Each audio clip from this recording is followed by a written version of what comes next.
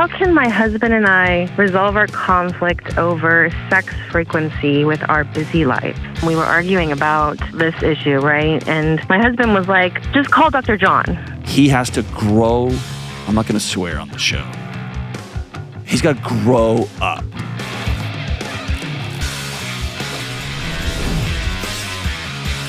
What in the world is going on? This is John with the Dr. John Delony Show, taking calls from real people from all over the planet.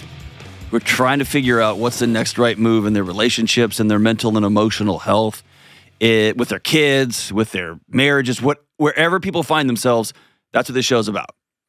For 2 decades, I've been sitting with hurting people. I've got 2 PhDs. I've been doing this academically, and more importantly, I've been doing it with real people for years and years and years. People who I think mostly are trying to do the best they can with the tools they got, and they have found themselves in a messy, messy situation, and they just want to know, hey, will you listen? Will you sit with me?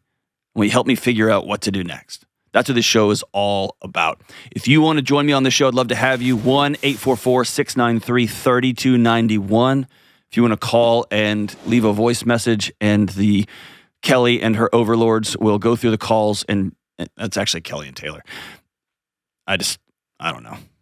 Y'all sound like overlords. But call into the show, leave a message, and they will give you a buzz back if they want to have you on the show, or go to johndelony.com/ask. And yes, we do take calls from all over the planet, all kinds of different countries, people writing in and calling in and being on the show. I would love to have all of you. So thank you so much. All right, let's go out to my hometown, H-Town, and talk to BREE. What's up, Bree? Hi, John. How are you? I'm a mess this morning. How are you? I'm doing all right. So I'm feeling a little nervous, honestly. I didn't think I would feel that way.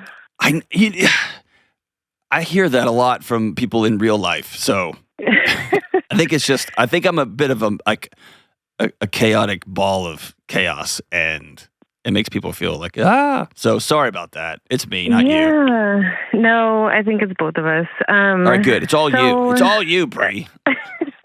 What's up? How can I help? I'll take it. So my question is, how can my husband and I resolve our conflict over sex frequency with our busy life? Tell me about your busy life. Okay. So I have a 2 and a 3-year-old. You don't have a busy life. You have a bomb that went off in your living room. A constant bomb. I mean, it's a beautiful bomb, but it's still a bomb. It's still a bomb, and all right, you obviously have we're 3 and a 2-year-old. Do you work?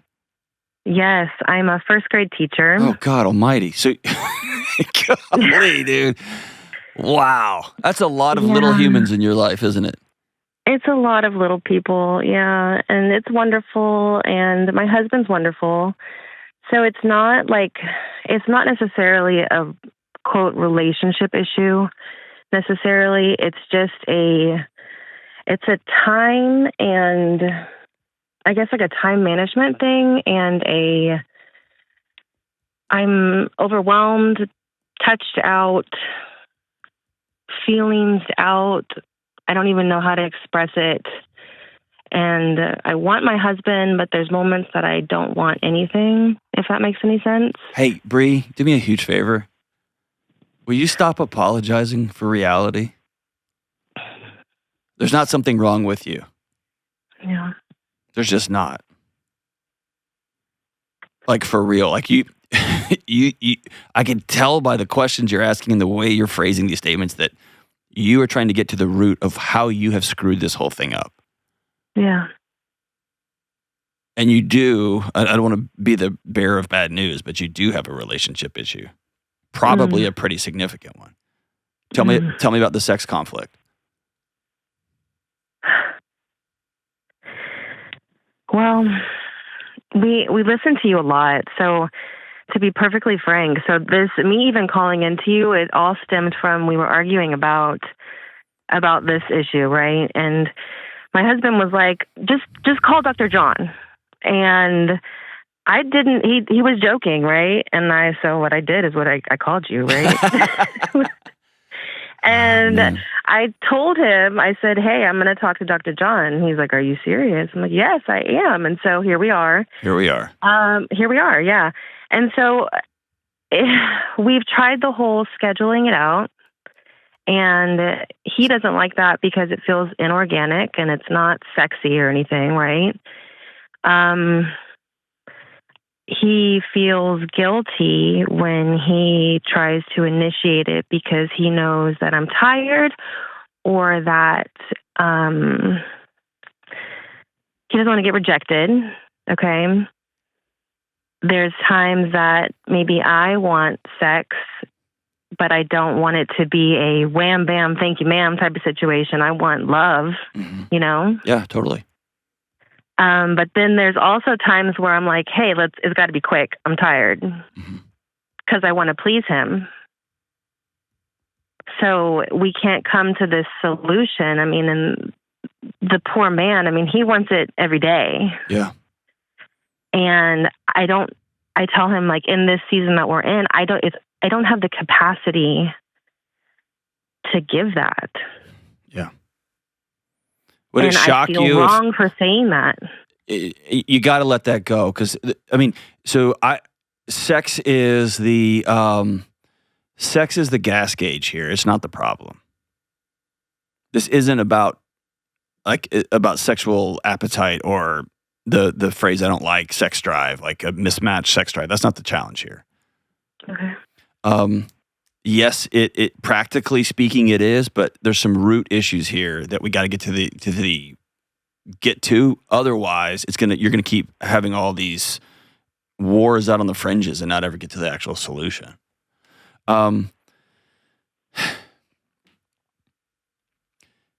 Here's a couple of just high level things, and I'm going to speak in broad generalities. This may not apply to you two, but I'm willing to bet it does. But I know this doesn't apply to every couple. Okay.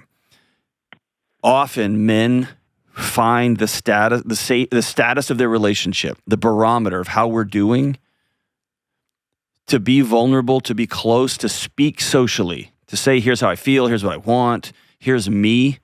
That'll get a man killed in the workplace. And so the whole game for men is to shut your mouth and just go do your work.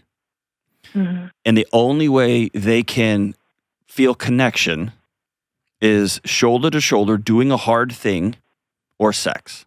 It has to be physical, has to be with your body. And then conversely, for all of human history, sex could get a woman pregnant, which might get her killed, right? Because the birth rates or the death in childbirth was so high for so many millions of years. And so there's this built-in, I have to know you're okay before literally I let you in my body. And you see, there just becomes a dance. Then you throw two kids on there, and the reality that is two kids, which is they take up a lot of caretaking. Like you said, your body's a human jungle gym right now. Yeah. Right? And there's only so much diarrhea and throw up and oh my gosh, and parent emails and administrative emails, and then get home and your own kids are maniacs and they have meals and snacks. And that when you know that this guy in my house has a need, it just gets put on a chore sheet. Yeah. Right? And when he says, I need this, it gets put on a chore sheet. But below all of that, he's asking his wife, in his new role, hey, I'm not the center of your world anymore. Do you still love me? Am I still here? And you are saying, hey, man, I have a lot of jobs every day. I want to be wanted. I want to be seen and known and loved all the way, meaning some days you just got to go to bed. And then some days, yes, dude, I just want to disappear into like an erotic evening. And yes, if you're just using me to get off so you can go to sleep, I don't want to be a part of that. Do you get what I'm saying? There's a deeper thing here. And I don't think y'all have reconciled the fact that your old marriage is so totally over. And that can be an awesome thing. But you have to do the work of saying, okay, what is it now? I don't hear a guy asking for tons and tons of sex. I hear a guy asking, do you still love me? Well, yeah. I mean, and even just yesterday, while I'm making dinner, he just looks at me and he tells me, I miss you. That's it. That's it. It's And then it's the mom guilt of like, okay, yeah, I miss you too, but I only have this part of my kids for so long, and then they grow up. That's right. You know? Well, and that's scarcity thinking. It's real, but it's also scarcity thinking. But again, you've got two people tugging at two different ends of the spectrum here. And sex just becomes the gas gauge for whether we're succeeding or not. And so the deeper question is, how can he find some sort of security? Let me think of it, say it this way.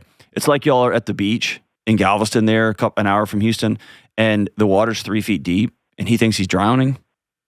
Mm-hmm. And he's just screaming at you, throw me a raft, throw me a raft, throw me a raft. And you're like, dude, I don't have enough arms and legs. And really, it's like, dude, just stand up. Yeah. She loves you. It just looks different now. And by the way, she still wants you. It just looks different now.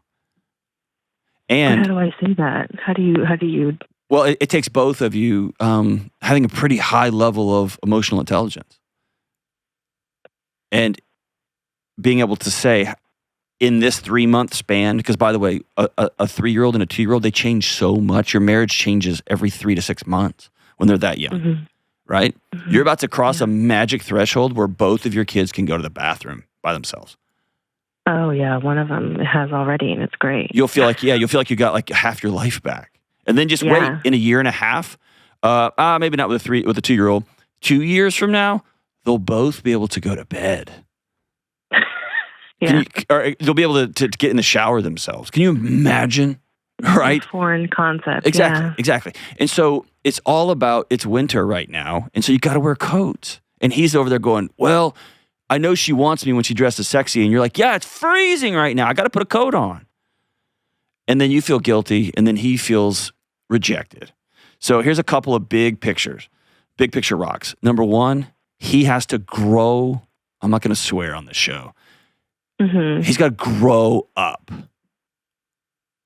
You saying I'm exhausted is not some sort of existential rejection. Because I know that he reaches out to his buddies to play golf or to go fishing or whatever, and they go, hey, I can't this weekend. And he doesn't sit in his house and go, what's happening to our friendship? Why don't they like? He doesn't do that. And so he can choose to believe you when you say, dude, I love you so much, I'm out of gas. And then he can go, okay, cool. How do I then honor and love my wife tonight? Can I add something, and maybe you can help me there? Absolutely. He doesn't have friends. And so you are holding the entirety of his universe, and you can't carry that. No one can. Yeah. No one can. And he doesn't have family. Then he's got work to do to go make friends. He's got work to do to go hang out. A buddy texted me yesterday and said, hey, I have an extra ticket to go. I live right by the comedy club here, and Theo Vaughn's doing a pop-up show. Hey, you want to run over there and see Theo again? Sure, I'd love to run over there.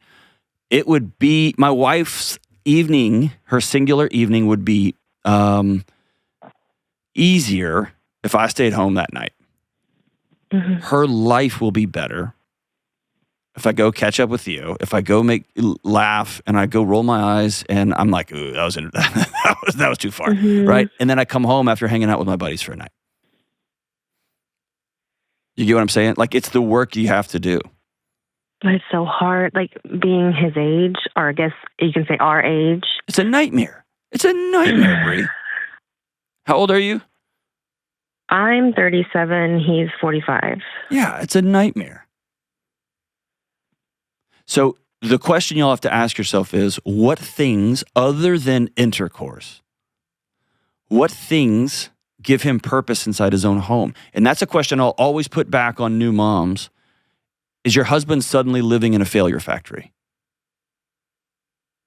where he doesn't know how the house works?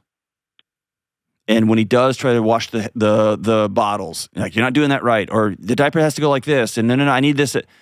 If he has understood over the last 3 years, I don't know what I'm doing here, then you get the implicit message or the explicit message. The best thing I can do for my family is to back up.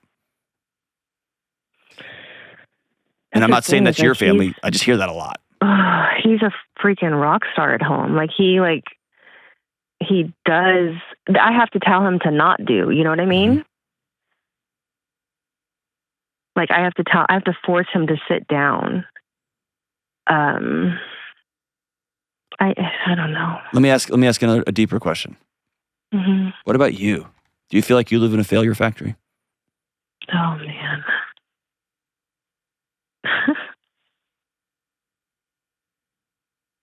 Yeah, I guess so. Tell me about it.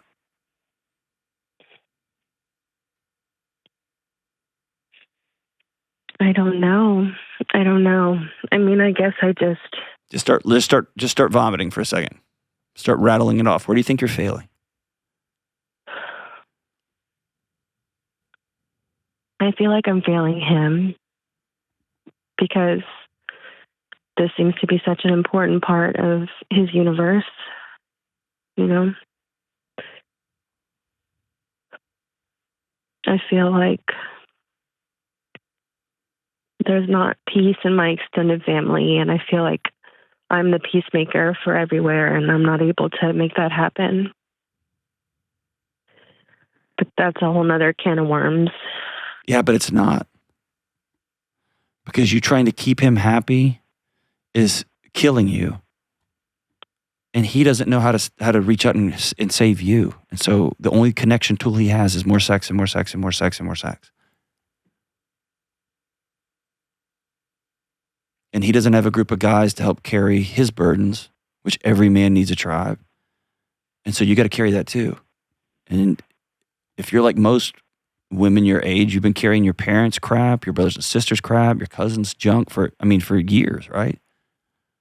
Yeah.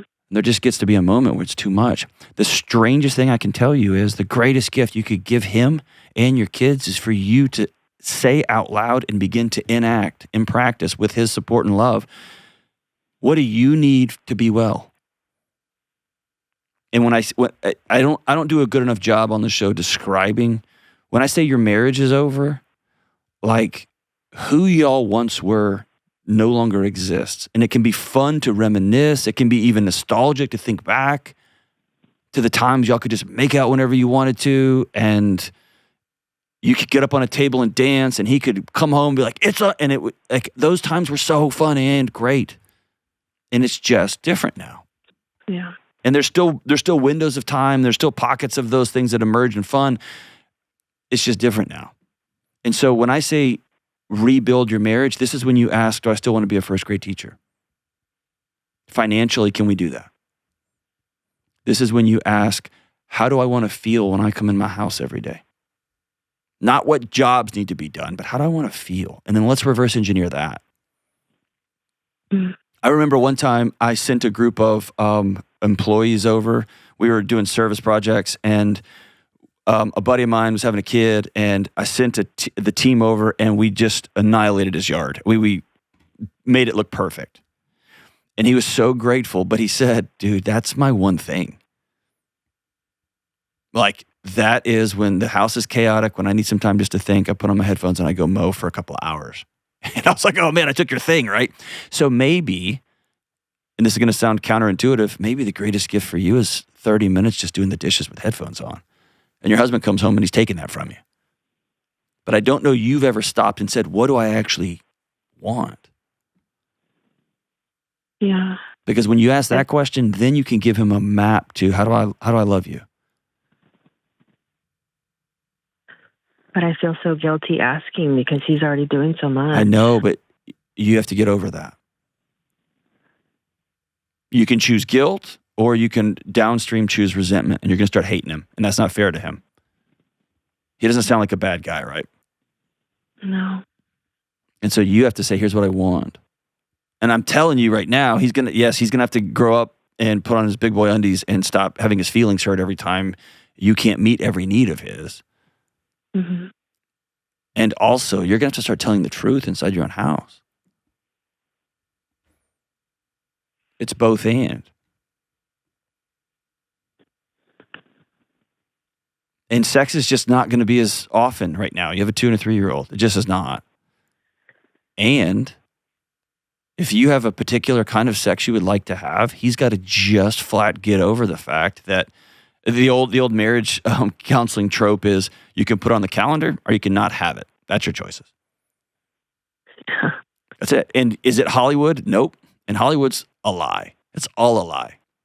It's testosterone and Ozempic and makeup and lighting. It's not real. Yeah. Right? Somebody else writes the words that come out of their mouths. It's not real. And so you can have sex. You can have sex 2, 3, 4 times a week. We got to schedule it so that you can wrap your head around, I'm going to get to drop my shoulders. And maybe I'll set up a thread like, hey, here's the kind of sex I'd like tonight. Or he can be honest. Like, is it awful of me that, like, say it's scheduled, right? And I get home and I'm like, it's on the calendar or whatever. And then I get home, I'm like, you know what? I changed my mind. It was a really bad day. Is that awful? No. It's the same as, hey, we put a date on the calendar and then one of you gets rocket diarrhea and we're not having the date. It doesn't make anybody an ass. The only person who's an ass here is the one who throws a temper tantrum like a child and doesn't see their spouse, either him or you, as a human being who's trying to hold it all together. But both of y'all are leading feelings first. And your kids, your marriage, both of you need to stop leading feelings first and to start doing the next right thing. And for you, that's telling the truth. And for him, it's asking, how can I love you today? Not, are we banging today? I hear you say that all the time. And I'm like, that's a good idea. And we've never done that. Try it for 30 days. Because here's the thing. I think deep down, it's awesome to have a 45-year-old husband that still desires you like mad. Is that fair? Oh my gosh, yes. And, hold on, and you can feel the desperation sometimes, can't you? Mm-hmm. And that's a guy hanging on. Do I still have a purpose here in this house now that there's 2 kids, now that you're so busy? And I promise you, I'd be willing to bet money in his head, he's asking himself or has asked himself while you're grading papers or responding to parent emails at 8 o'clock at night, why does she love them more than me? Right? And everything becomes egocentric when you're drowning.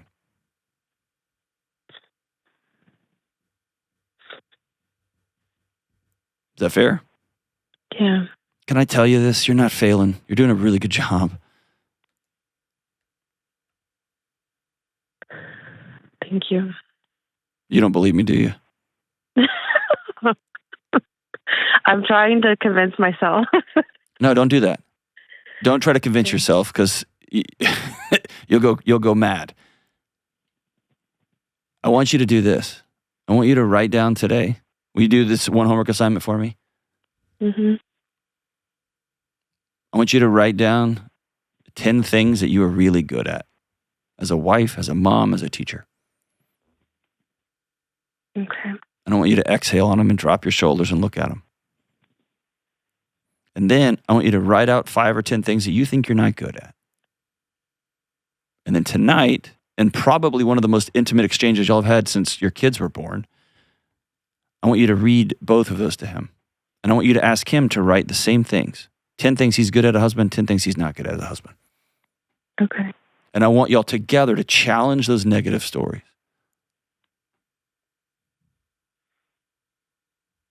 And that's a way you can lift each other up instead of just piling more dirt on each other. Okay. And from there, you got to commit to asking each other for the next 60 days, how can I love you today? And it might be, he says, you got to put the computer away. And you're going to have to exhale and say, okay, I'm going to have to respond to those parent emails tomorrow. Or he might say, it's time to get a nanny. Or you might say, I don't want to teach anymore. Or you might say, I want to put these kids in daycare and I know I'm going to feel guilty. Or I want to stay at home and I know I'm going to feel guilty. And I'm going to feel guilty, then I'm going to go do the next right thing for me and for my husband and for my family. Because I've been feeling guilty my whole freaking life. I'm tired of it. I'm going to set guilt down. Unless it's called for, of course. And then husband, listening, man, the fact that you are trying to honor your wife and you're doing so much, she tells you to stop. Kudos to you, brother. kudos to you. For the husbands out there who have no other connectivity other than sex to say, I'm still alive, I'm still a person, I still have excitement, I still have value. The work you have to do is not to outsource that to other women, and so that's nonsense. But you have to find purpose in your home outside of sex. You have to find purpose in your marriage outside of just release. You've got to find friends to go hang out with and have a beer with or laugh with or exercise with or go fishing with or something. And it sucks in your mid-40s. I'm there, I know. And you got to do it anyway. Because neither of you can bear the weight of each other's entire world. Thanks for the call, Bree. And for everybody out there, sex on the calendar is still sex. You can put it on the calendar or you can not have it. We'll be right back. All right, let's talk about Delete Me, my go-to provider for online safety, security, and peace of mind. Please don't skip past this. Listen, we all live on the internet these days, and I wish this wasn't the case, but it doesn't matter what I wish. It's just happening. Everything in my life and everything in your life takes place over the internet. Our work, our personal messages and communications. We buy most of our things on the internet now. It's where so much of our lives exist. And because so much of our lives exist there now, it's just become weirdly normal to just give away our email address to random strangers, just give away our cell phone numbers to random companies who then turn around and sell our information to other companies. And this is why I'm happy to use and recommend Delete Me. I looked at my reports from my friends at Delete Me. It's madness. They've reviewed over 35,000 different data brokers with my personal information, and they've removed my personal info from hundreds of scammy data broker sites. Delete Me has saved me countless hours, days even, by removing all of this nonsense for me, and they've sent detailed reports that show me exactly what they've removed and from where. I want you to have this kind of peace too. We can't really avoid the internet, but we can help make our personal data personal again with Delete Me. Get protected with Delete Me today and get 20% off all Delete Me plans. This comes out to less than $9 a month. Go to joindeleteme.com/Delony to check them out. That's JOIN, joindeleteme.com/Delony. All right, let's talk about Hallow, the #1 prayer and meditation app in the world. It's officially Lent, which are the 40 days leading up to Good Friday and Easter. And Lent is when Christians all over the world commit to a season of fasting from all sorts of things. And they commit themselves to reconnection and remembering, prayer and meditation. Right now, Hallow has a challenge going on called The Way. It's meant to reflect living the way of Jesus, and that means doing hard things that lead to peace, joy, and healing. And throughout the way, you'll get to hear some incredible stories from people like Jonathan Rumi of The Chosen, Chris Pratt, and Mark Wahlberg, and you'll be invited to participate in experiencing life change yourself. Plus, you can check out Hallow's Lent Challenge for Kids. It's called The Little Way. It's a fun, meaningful adventure for the whole family as y'all will follow along with 2 kids learning to live out gratitude every day. And this is just a tiny bit of what Hallow offers. Hallow has a huge catalog of music, guided prayers, meditations, and more. And when you sign up at hallow.com/Delony, you'll get 3 months for free, so you're covered all through Lent and beyond. Go check out Hallow at hallow.com/Delony for 3 months for free. All right, we are back. Hey, if you love this show, I'm taking it on the road, and I'm bringing my friend, actually, he's bringing me. Me and my friend Dave Ramsey are going on the road, and we're taking our shows live. We're going to be doing question and answers, talking about like money, relationships, everything in between, and it's going to be unfiltered and unapologetic. And, dude, if you wonder what gets edited out of this show, it's a lot. The guy who edits is just nodding right there. There's going to be no filter on this one, so we're going to let it rip. And for those of you who don't know, I also co-host another show, The Ramsey Show. It's been in existence for 30 years, helping people get out of debt and get their finances squared away. We're bringing both of us. We're doing these shows. We're going to mix and match them together. We're doing the shows live, and I cannot wait. We're going to be in Louisville on April 21st, Durham April 23rd, Atlanta April 25th, Phoenix May 5th, Fort Worth May 7th, and Kansas City May 9th. You're going to learn something. You're going to laugh, maybe a tear or two. And, dude, it's just going to be a great, great night. These shows live. Come check us out. And don't forget to subscribe and hit the like button for real. It makes a massive, massive difference. Let's go out to Van Horn, Texas, and talk to Corvin with a K. What's up, Corvin? Hey, John. Thanks for taking my call. You got it, homie. What's up? So my question here is,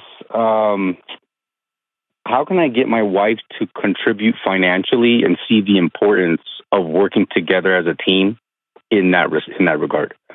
Ooh, man. You're close to the edge, aren't you? I'm at it. You're at it. I'm ready. Yeah. Do me a huge favor. 6 years. Yeah, I know. I'm listening. I know. Do me a huge favor. Take a huge deep breath and hold it.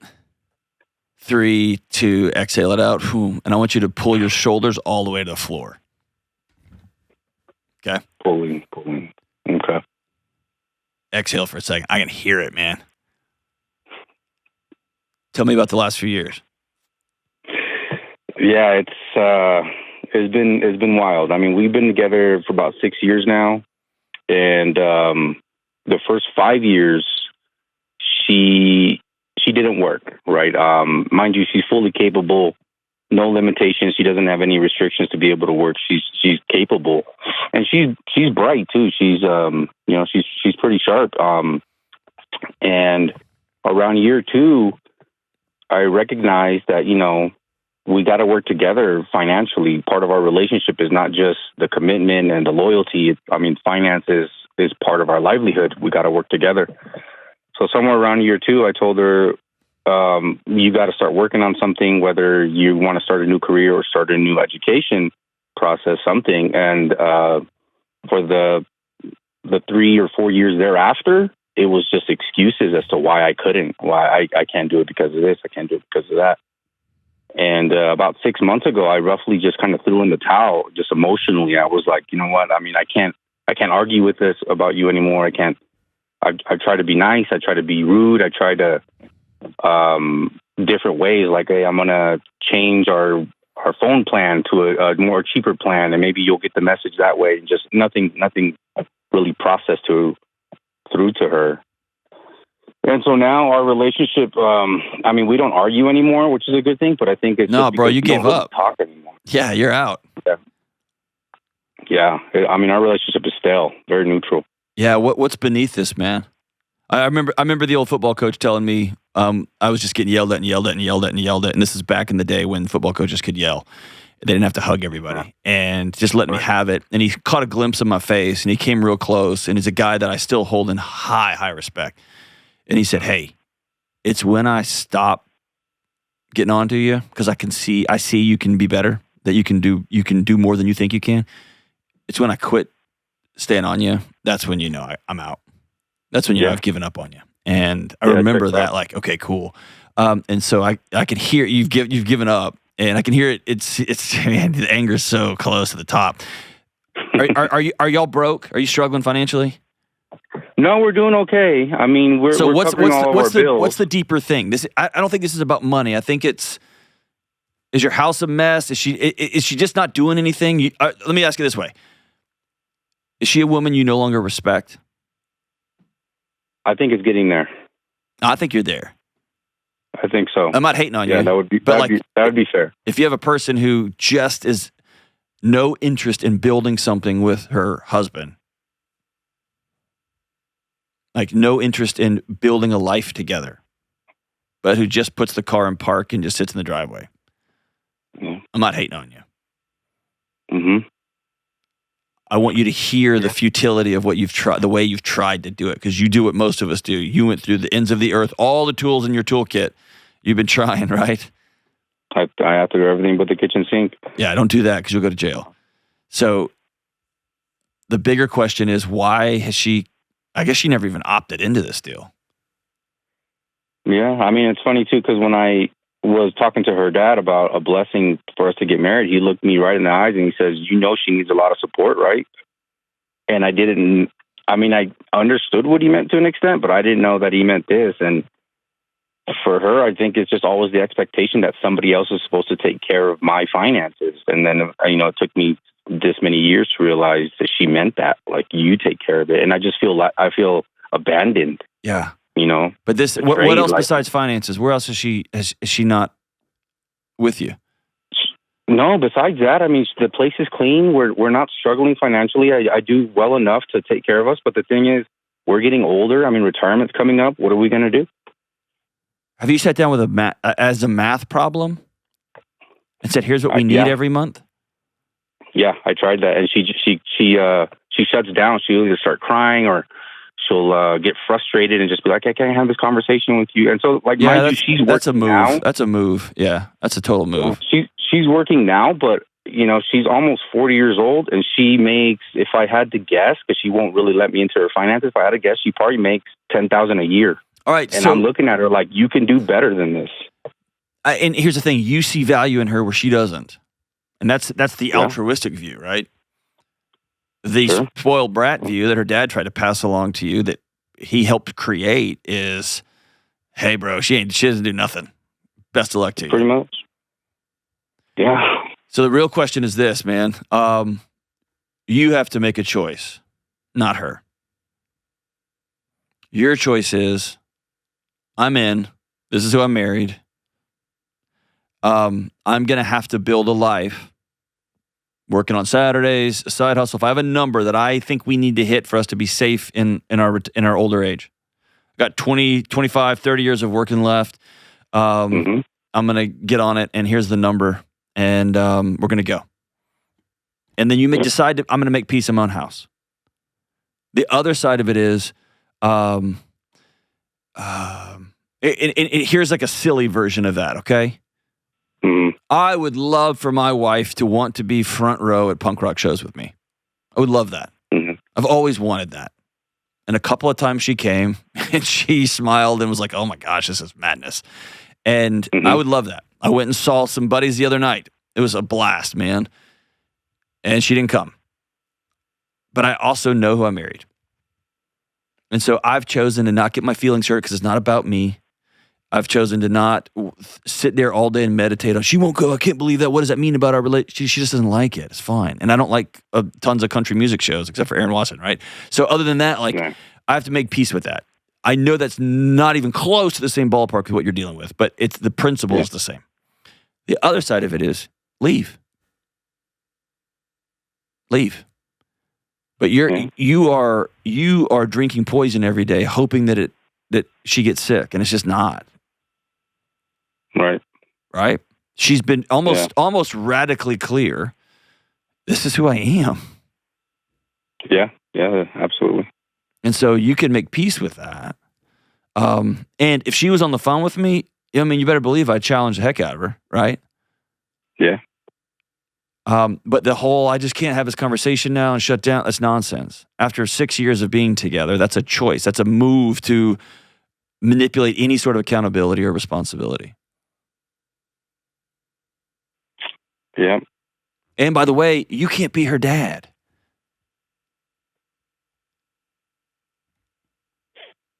When you start telling her what to do and how to do it and when to do it, you become her father all over again. Yeah, and it's just, these golden opportunities. I mean, we're a little older now, but many moons ago, her dad was like, you know what, your education, just pick somewhere to go that you like, and I'll fund it, and we got to get you prepared for the workplace. And yeah, but you realize how stupid her, that logic is? Well, I mean, as far as just being trained on something. Yeah, I know, but I'm saying, now, like, if you want to prepare your kid for the real world, they have to have some skin in the game. And that's like her dad saying, all right, here's the deal. I'm going to go in that weight room and I'm going to work out really, really hard so that you can deal with life struggles when they come. It doesn't make any sense, right? I get it. Yeah, I get his sentiment. I get what he's trying to do. And I also get, I'm dealing with it right now. I want to just give my kid, I have an old truck. I just want to give it to my son. I had to work so freaking hard for my $1,000 car when I was a kid, mowing lawn. I hated it. And I also know if I do this, I'm actually setting him up to fail. Yeah. And that's what happened. He gave her everything. And now she's like, cool, you're up, Corvin. You give me everything. Yeah, and that's the thing. When we got together, I kind of gave her the same thing. Like, I'll take care of the bills. You just apply yourself somewhere. I don't really care where. Just show me that, even if it's something that doesn't make you money, but it's good for you. Like, show me something, some kind of application that you're willing to put in the effort somewhere. And it's always just, I'm in first gear. I'll get there when I get there. You worry about it. And I've had it. I don't know. And that's why I don't think this is about money. I think this is about, I don't respect you as a person. That's what it feels like. No hobbies, no joys, no friends, no connectivity. Just like a great insight into the Real Housewives catalog. Yeah.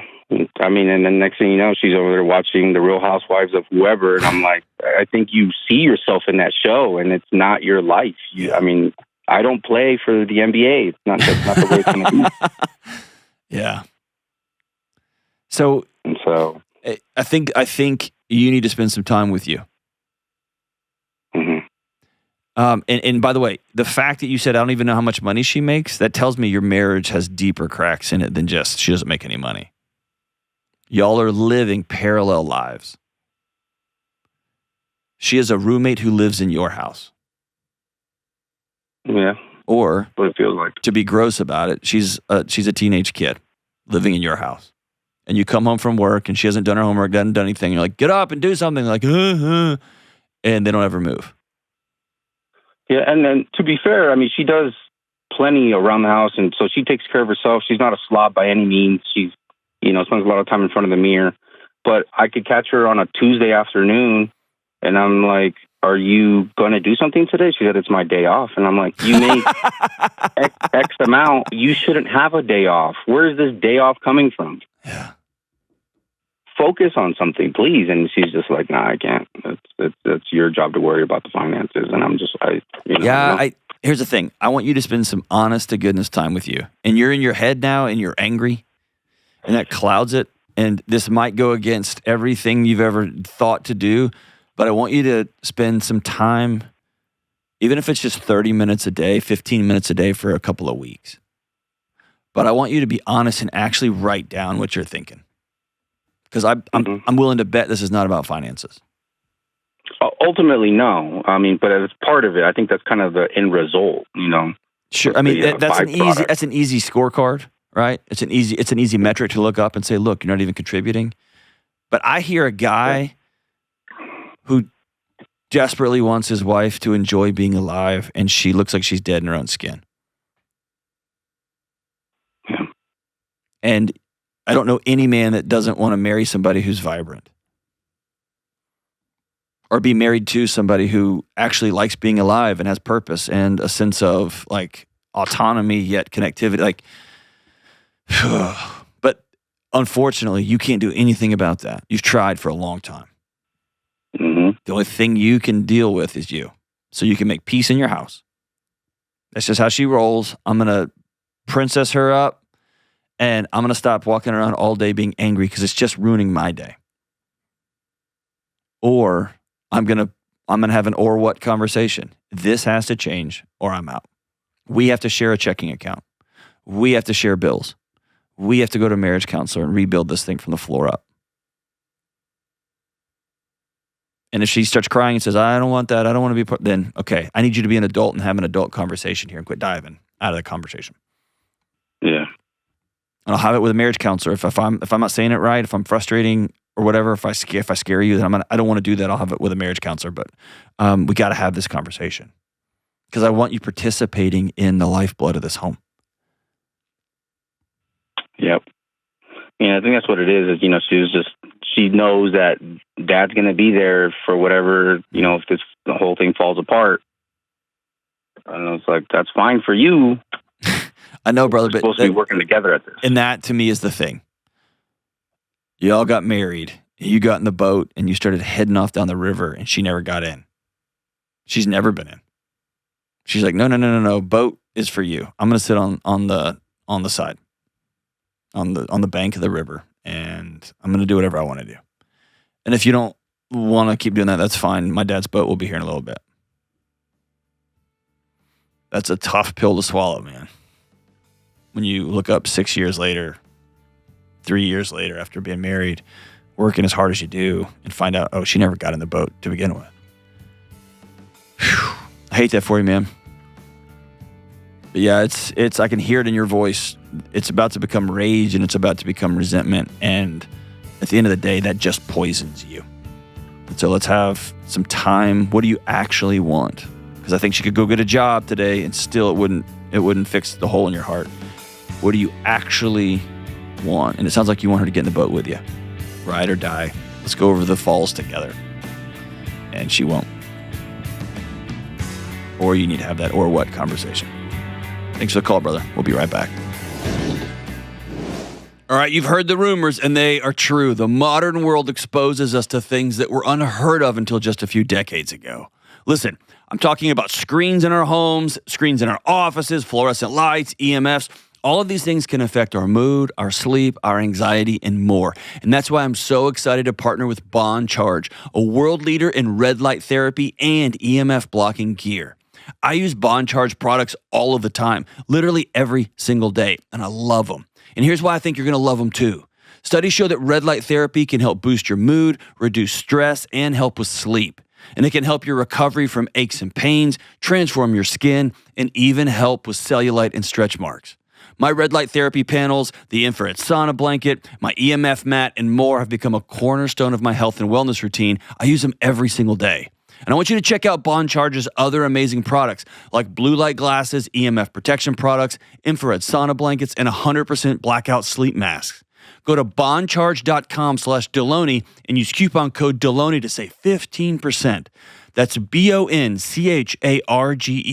Bondcharge.com/Delony and use coupon code Delony to save 15%. Go check them out.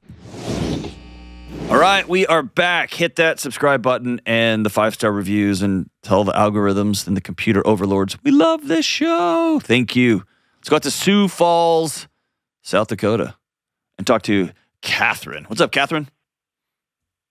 Hey, John. How's it going? Dude, rocking on to the break of dawn. What are you up to?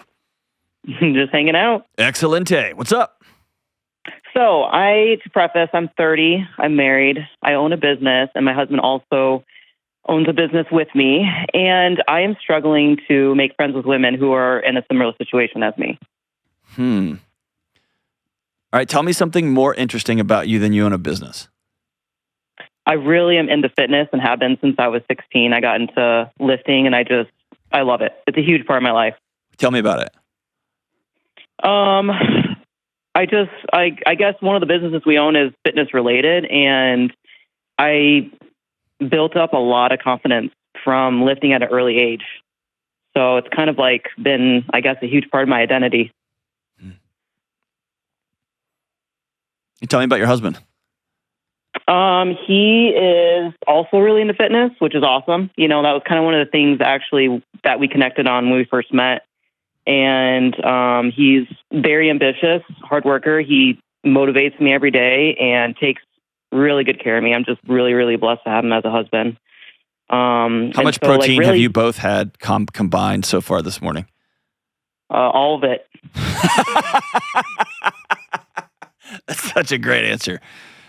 We don't measure in grams. We measure in all of it. That's excellent. Yes. Awesome. More. So, dude, tell me about the nightmare of being 30 and trying to find friends. Oh, my gosh. It's impossible. I don't drink, so it's not like I'm going to meet, Stacy at a bar and be best friends with her. Her mom has got it going on. All right, so what else? She does. I don't know. I guess I'm looking. I have girlfriends. I mean, they're great, but there's not that like deep introspective conversation that I'm just dying for, And why do you think something's wrong with you that you're not dying for that?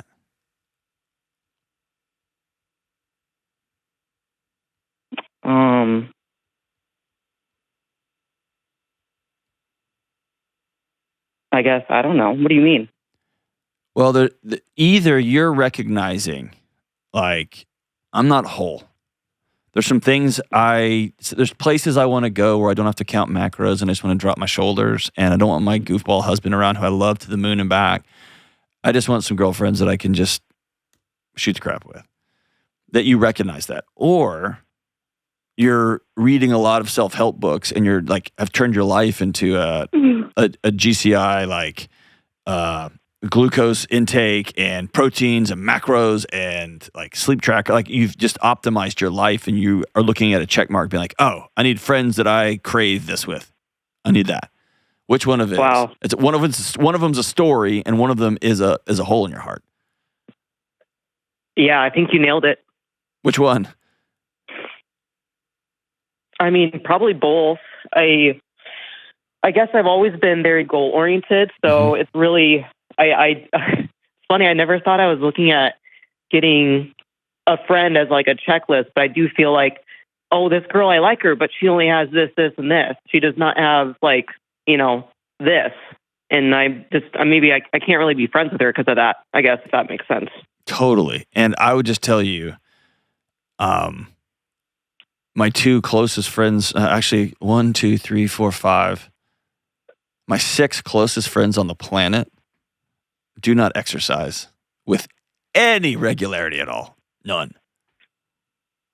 And they laugh at me because they're all fairly certain I'll be the first one to have a heart attack because I work out so much. And they're some of my closest best friends on the planet. And over time, what I've come to learn, when you're kids and they self-select you, even all the way through college, like they put you in groups by shared interests. I think as adults, you move into different levels of friendship through shared values. And I have grown to love the fact that I consider Ben here a great friend. We've done bands together. We've gone to see punk rock show together. And he is the president of the Dungeons and Dragons Club or whatever. I don't know what they do. They talk about elves and ghosts and stuff. I've played Dungeons and Dragons approximately 0 times in my life. Ever. Not one time. And I love that about him. You know what I mean? Mm-hmm. And so it's become this thing, like, can I ask you a mean question? But I don't mean it to be mean, just to mean it to be reflective.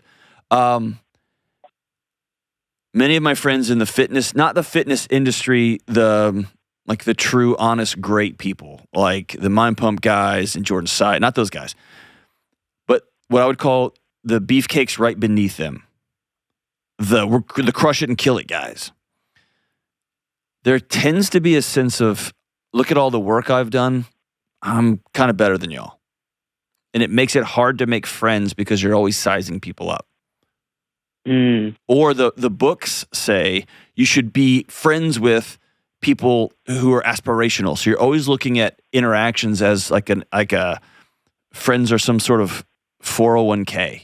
That if I'm friends with these 5 people, then I'll be better at fill in the blank. And I think that's a catastrophic way that we have optimized human interaction in a really disgusting way. Yeah, wow. Friends should be a group of people that, yes, hold you accountable, and yes, iron sharpens iron, and it's a place where you can drop your shoulders and just tell that joke that's super inappropriate, but it's kind of funny. Yeah, I guess, and I do that. I do have fun with, those friends, and I do have those friends. I guess I just also would like to be friends with somebody who does have, big goals and aspirations, but also that I can be a goofball with. And do you not think your friends have goals and aspirations that are deep and profound, or are they just different than yours? Yeah, you're right. One of my closest friends is literally counting down the days till retirement. And we mock each other mercilessly. I have no retirement. I have no interest in retiring. I would like to just be at work one day and then just be dead. I like work. I like showing up and doing stuff. And we're just different that way. But the fact that he has a plan and the fact that he deeply believes in it and he's working towards it, that's where we align. And the destination just makes for great fodder for us giving each other a hard time. So do you have a friend who might be as dedicated to, as you are to working out and starting businesses, as dedicated to being the best freaking mom that's ever existed? Yeah. Or to helping change a local school, or running a restaurant that's just top notch. You get what I'm saying? Yep. I feel super humbled. I never thought that I was thinking about being better than people, but now that you say that, I feel so horrible about it. Why? Well, you never want to be thought of as like, oh, I'm actually kind of arrogant looking at this, but that's kind of what it is. It's like I knew I could always learn something from them and like different outside of what I value and my goals, but like you said, they're more than just a checklist. I wish more than anything in the world I would not be as anxious about money as my friend Todd and John are. And the fact that I save the way I do and I scratch and claw the way I do doesn't make me better, even though I might have a spreadsheet that says this metric is above theirs. You know what they have that I don't? An ability to laugh so loud the room shakes. An ability to be like, I'll have 2 more pieces of cheesecake and I'm going to feel terrible tomorrow. And I think, you know what I mean? I can't do that. And I long for that level of, And also, I know that at least one of them, probably both of them, would love to just be able to get up at 5 o'clock in the morning and go work out and then sit in a cold plunge until their brains froze. Like, they would love that. Mm-hmm. And so it's about, like, man, let me put it this way. There will come a humbling moment, a reckoning. It's much better for everybody if you land that plane before it crashes. Do you get what I'm saying? Yeah. You'll blow out an ACL and not be able to exercise for a while. And when that identity goes, or one of your businesses will fail, or one of your husband won't be as great as you think, like something will happen, things will happen. And when you learn at a young age to hold things really loosely and yet work really hard, my gosh, that's the recipe for peace. And so let me ask you probably the hardest question I've asked you. Deep beneath all of the workouts, beneath the amazing husband, beneath all, are you cool with you? I mean, let me say it this way. That sounds kind of woo-woo. Are you afraid that people are going to judge you as harshly as you judge them? Maybe. I don't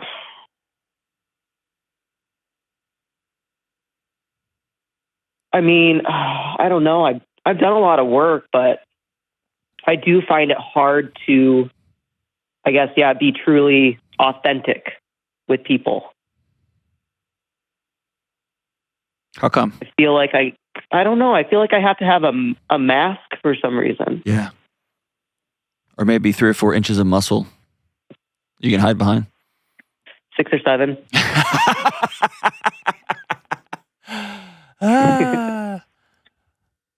The fact that you could rip that joke off just like that tells me you'd be a lot of fun to hang around if you would let yourself actually be hung around with.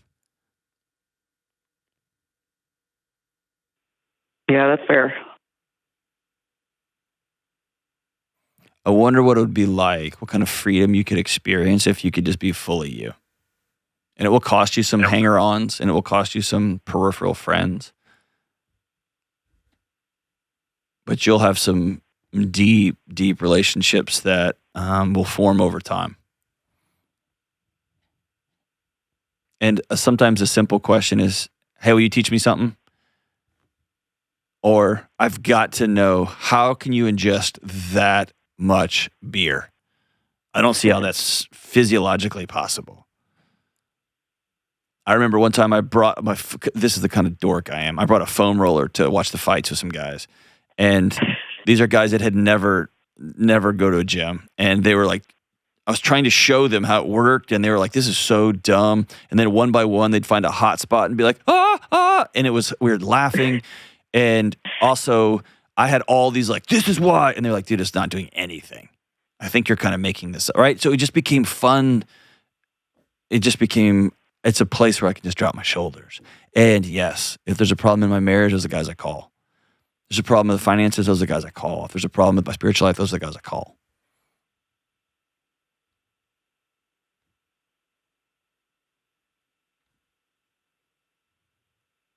And I think that started when I was able to fully be okay with, they love me just for showing up. So I guess where would you start if you're, I guess, working on quote unquote unmasking? I would take 3 or 4 of my closest friends, the ones that you consider closest, and put something regular on the calendar. Mm-hmm. And even go as far to say as I need a couple of 3 or 4 ride or die women in my life. And I have some hilarious jokes that my husband don't think are funny. Or I want to learn about, like, okay, tell me about like your job. Like, what do you do every day?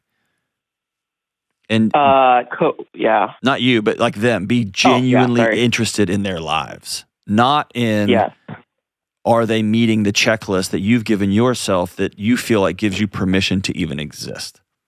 Mm.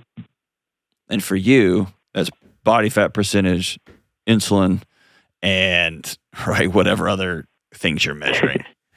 Your ApoB and your those are things that are all important and good, and I like dealing with that stuff. But I kind of like that some of my friends don't.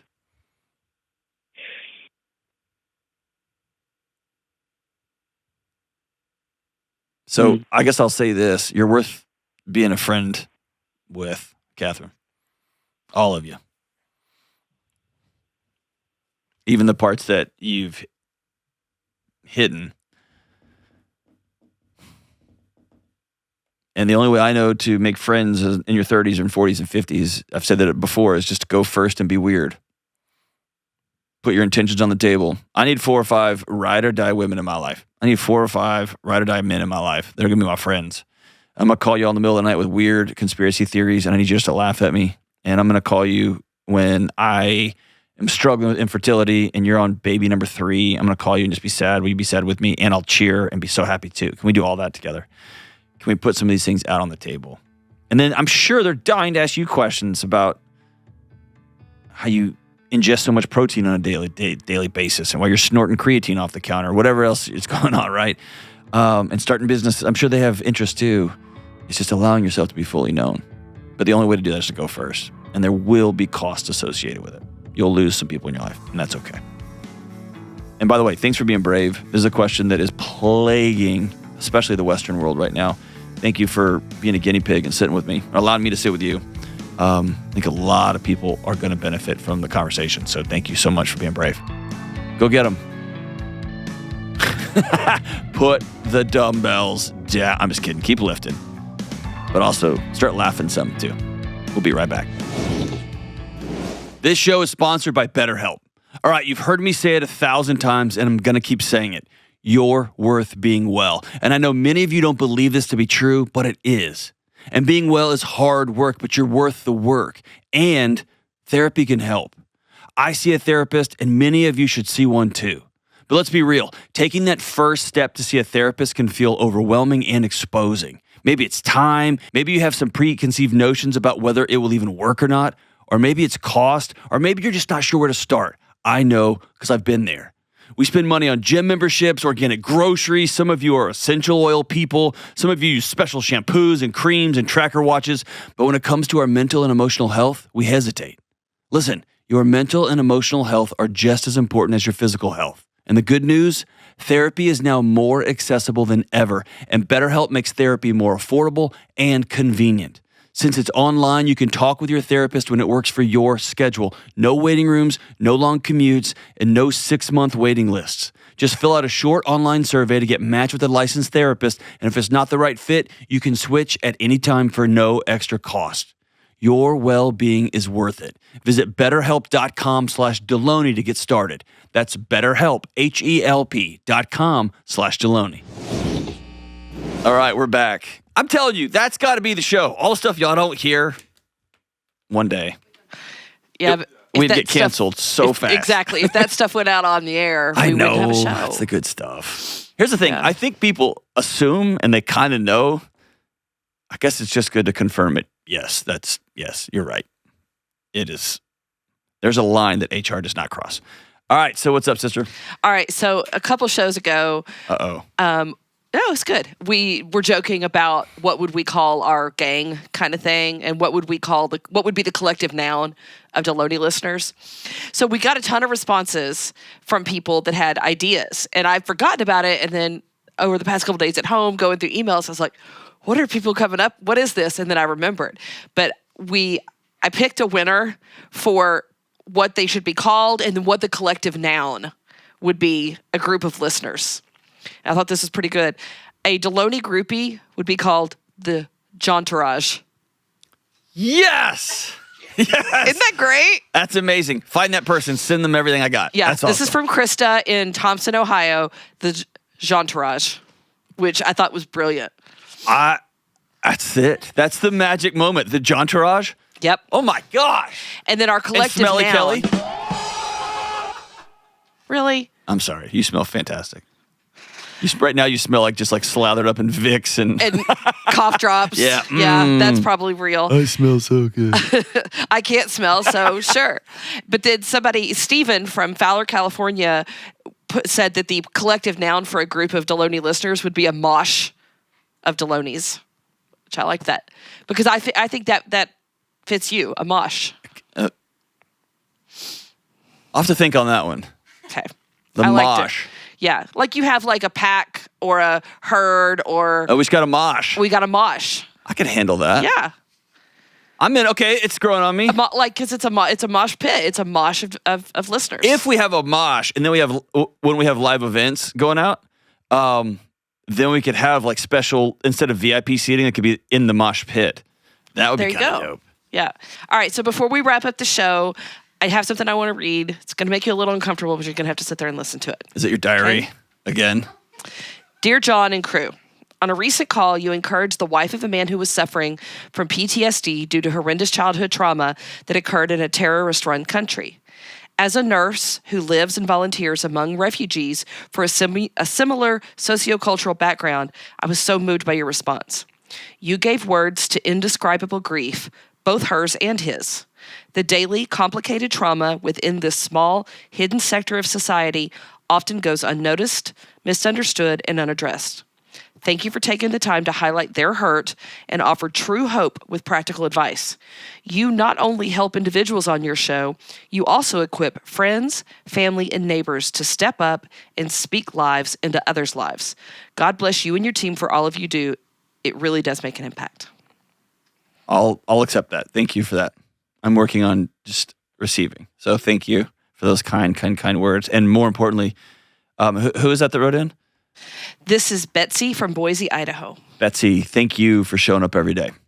It's, I don't say this lightly, it's easy for me to sit with somebody and then hang up the phone and then go about my day. And this is your life. And so for those of you who work with refugees who've just seen unfathomable trauma and work with marginalized populations and work in nursing homes and in hospitals and police departments and fire departments, y'all do this every single day. Thank you. Thanks to all of you. And thanks for honoring me by letting me pipe in through your headphones every now and then. It's a true honor. And thanks to you, crew. Shout out. Even you, Kelly. Especially you. Love you guys. Bye.